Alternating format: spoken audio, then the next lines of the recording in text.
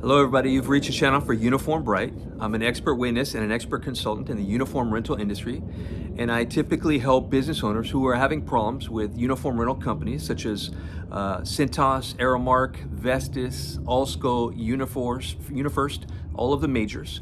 And I do other things. Some of the things that I do for people is I do cancellation of the automatic renewal clause. I do cancellation letters. I help the customers to breach the contract legally when the vendor is not performing to the quality and the service that they adhered to. I also do freeze to stop the uniform rental prices. I remove inventory maintenance charges. I mitigate liquidated damage charges. I do depositions and declarations.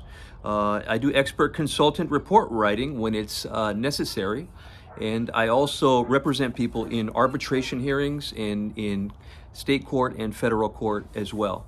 If you're looking at the videos here, I want to suggest that you go to the playlist first and look for your particular company. If you're a major, because I have categories for alsco, cintas, aramark, vestis, and unifirst. And so go to that folder because some of these videos are duplicated because I do search engine optimization. I'm trying to get this channel found because I don't think there's anybody out there that does exactly what I do.